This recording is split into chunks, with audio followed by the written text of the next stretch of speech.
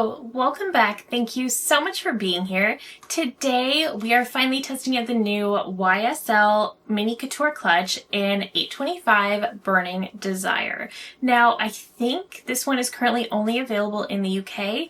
I do believe it will be coming to Canada and the US later this year. I think this is actually supposed to be a fall release, but it is available now at Selfridges. And of course, I was so excited about this one. If you're new to my channel, I absolutely love the YSL eyeshadow quads. They are one of my absolute favorite eyeshadow formulas. Now, as always, these have a 24-month shelf life and are made in Italy. Part of the reason I was so excited about this quad is because of this stunning packaging.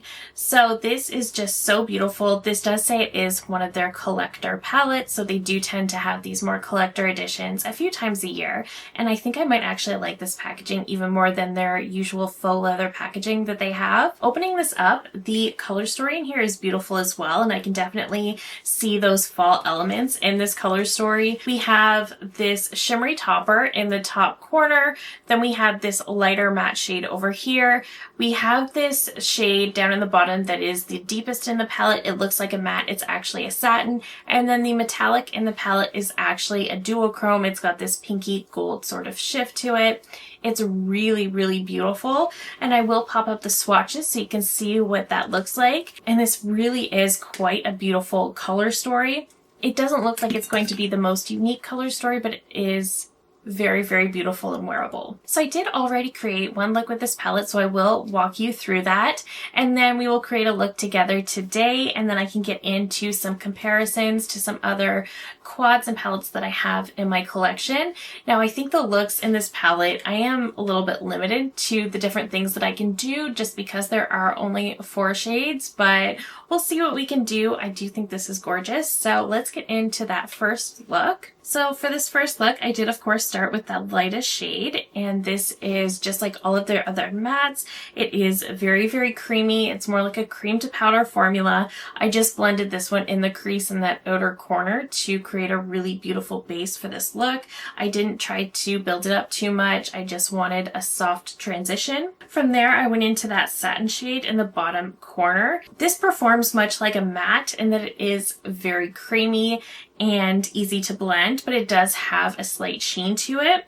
I used this one just to really deepen that outer corner. And then I went in with that gorgeous duochrome metallic all over the lid. And I just thought this looked really, really pretty. But of course, I couldn't help myself. I had to go in with that sparkly topper as well because I really love the sparkly toppers in these palettes. They might not be for everyone, but I love them. I love their translucent base, and I love how they just sort of bring all of the looks to life. And this one in particular plays so well with the other shades in this quad. And this is the look all finished. I absolutely love the way this one came together. All right, so getting into today's look, like I was mentioning, there really isn't a ton of variation I can do, but I still wanted to create more than one look. So I am going to go into this lightest shade here, and I am going to sort of sweep this one into the crease, but I also want to put this one all over the lid. This is just such a beautiful base. It's sort of like this really dusty, pale lavender. It's really beautiful. And I'm not 100% sure of the release dates of this quad in the US and Canada. I'm kind of suspecting maybe September. I know when I originally asked them about the other quads when they were coming available, they told me September, and then they came out the next day. So I'm kind of wondering if they were thinking I was asking about this palette. Who knows? But I am glad Selfridges came out with it a little bit early.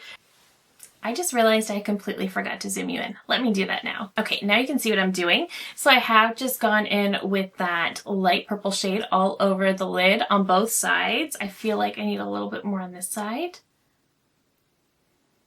Okay, I think from there I want to grab my liner brush and I want to go in to this satin on the bottom. Like I said, this is a satin, but it performs like a matte and it can work just as well. And I want to just start adding this one along the lash line. And I'm going to grab a slightly thicker brush into that satin shade as well, just to thicken it up just a little bit. I think that smaller brush was perfect for precision, but just to thicken things up and give me a little bit more dimension. Gives me a bit more of a smudgier liner. Okay, from there, I want to go into that metallic on the bottom. I am going to take this one on a finger, and this one is going to be just all over that lid. So again, this look isn't much different than the first one that I did, but I do think you are very limited with these quads. With this one, I'm just not adding much dimension to that outer corner, and I'm really just letting this sort of duochrome shade sort of stand on its own. And I hope you can see the beautiful shift of that shade. I think it's so pretty. It's so peachy. It's just really pretty. I do love a good peach. All right, then I want to just grab a more precision brush. Normally I like to go into these toppers with my fingers, but because I'm trying to be very precise, I'm going to pick it up with a brush, and then I just want to add this one to that inner corner.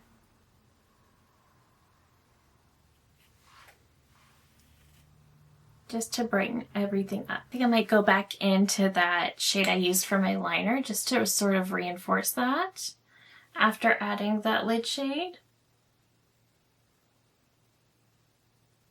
All right, let me pop off camera, throw on some mascara, and I'll be back to get into our comparisons. All right, so here is the finished final look, and I really like how it came together. It is very soft, but I really, really love that sort of shifty duochrome shade. I know it's a much more subtle duochrome than you would get from an indie palette or something like that, but I do think it is just a really elegant spin on a duochrome. Not that duochromes aren't beautiful and elegant, but I just feel like this is just a softer spin on that. So I do think that this is really pretty, and I do really, really like this color story.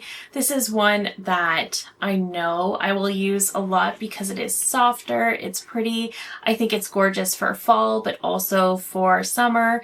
I just love the pinky gold shift in here. I just think it's a really, really beautiful, beautiful palette. I think I like the first look I created more. I just feel like it had a little bit of depth and of course a little bit more sparkle because I used the topper all over rather than just the inner corner, but I still think this one is really pretty as well. Now, I know I heard some people comparing this color story to Spontini Lilies, which is actually one of the quads from YSL that I don't have. Now, the first palette I pulled out is 125. This one was their Valentine's Day palette, and this one really isn't that similar at all. I think what got me to look at the two was the mattes, particularly the mattes in here compared to the nude matte over here and this deeper purple. Now, of course, this palette does end up pulling much more purple. You do have this peachy toned matte as well, but then we also have this very duochrome kind of sparkle topper, which is really, really beautiful,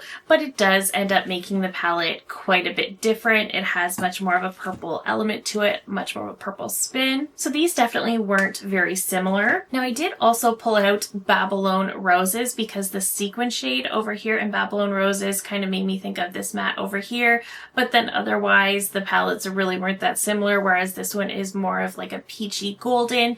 This one really does end up pulling much more purple. So from there, I actually went into the quad that I have from Prada, and this is in 08. This is one of their newer quads that they came out with earlier this year that were supposed to have these three very, very creamy mattes and that iridescent topper. I love the Prada quads as well. The mattes in these two different formulas are quite similar in that they are very, very creamy, kind of like a cream to powder. The YSL does give us a lot more color payoff. They are more pigmented, a little bit thicker and creamier, whereas the Prada is a little bit thinner. Now, I do feel like I was able to get some pretty similar swatches from the Prada quad compared to this YSL. I do think the Prada is a little bit lighter. It pulls a little bit more peach golden, whereas the YSL does have a little bit more of a pink element to it, but they are overall quite similar. I would say the sparkle in the YSL is much more pronounced and sparkly than the Prada, but again, they're both very, very beautiful, and I would say these are probably the two most similar that I found. And then finally, I did pull out the Natasha Denona Bloom palette. So this is one of those palettes that is very warm, definitely very pinky, peachy, golden. So that is definitely what drew me in here. I'll pop up those swatches, and I wasn't able to get shade for shade dupes. I wasn't able to perfectly duplicate the YSL quad, but I was definitely able to get something quite similar. So if you maybe have the Prada quad or the Bloom palette from Natasha, you could definitely skip this and still create some very, very similar looks. So overall, I wasn't able to perfectly duplicate this color story, but it isn't the most unique. You could definitely get something very similar with the Bloom palette or the Prada quad, or you might have something very similar in your collection. Maybe you have Spontini Lilies from YSL and they're similar. I don't know because I don't have that one, but I do think this is a really beautiful color story. I will definitely get a lot of use out of this one personally, especially throughout the summer and into the fall. I think I will get a lot of enjoyment out of this. I love a good pinky, peachy, golden kind of color story. I do think it's just perfect for me. But again, I fully recognize that it's not unique. So if you are wanting this one, it definitely stands up in terms of quality to all of the other quads. There's no doubt about that. But if you're looking to skip it, I can tell you the color story isn't the absolute most unique, but I personally really, really do like this one. So it's really up to you to decide based on your own collection. But in terms of quality, this one stands up to the rest. There's no doubt about that. So totally up to you, but I think it's beautiful. And I'm always thrilled to have a new YSL quad in my collection. And of course, this packaging cannot be beat. This is absolutely stunning. But that is it for me today. Let me know all of your thoughts down below. Did you purchase this one? Are you planning to purchase it when it's more widely available? Just let me know all of your thoughts. Do you have any questions maybe I didn't quite answer? I can try to answer those for you in the comments. But thank you so much as always for watching. If you're new here, I hope you'll consider subscribing before you go.